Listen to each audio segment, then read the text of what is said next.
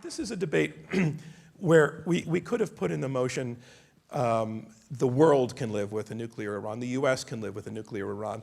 We made it Israel. Why Israel? We made it Israel because for the United States, a nuclear Iran is a strategic setback. But for Israel, it's an actual existential threat. And because the stakes are so high for Israel, we felt the debate should focus on its decisions. And the team that's arguing for the motion that Israel can live with a nuclear Iran, what's the best argument they have going for them?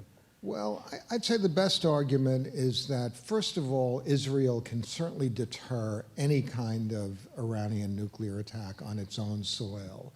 It's got vastly greater military capabilities than Iran does. It can defend itself better, and it can unleash absolute devastation on Iran.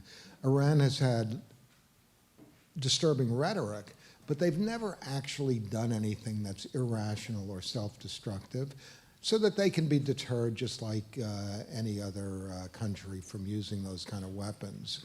The other argument against is that the ultimate way in which Israel would be able to prevent Iran from developing nuclear weapons is not just cyber attacks or these clandestine operations we've been reading about, but an actual attack, a bombing of their facilities, which would very likely result in a war in the Middle East, and that war could leave Israel isolated, it could entrench the Ayatollahs, it could actually, over the long run, result in a diminution of Israel's security. So you actually made the argument for the other side as well. Well, I mean, that's the argument in a sense why Israel can tolerate it, because the costs of not tolerating it are too high. The counter-argument would be that it doesn't matter whether Iran uses nuclear weapons or not. The mere possession of them changes the game.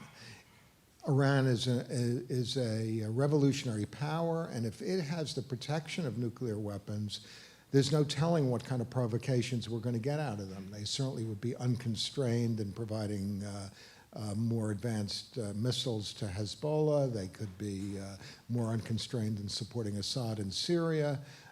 God knows what influence they might try to exercise in Iran.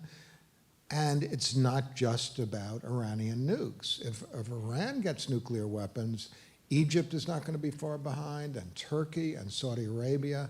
And the last thing we need in terms of global security is a multi-nuclear Middle East. So the stakes in tonight's debate are very, very high. Well, I know you've met our debaters backstage, and they're great. So let's bring them out. Ladies and gentlemen, our debaters this evening.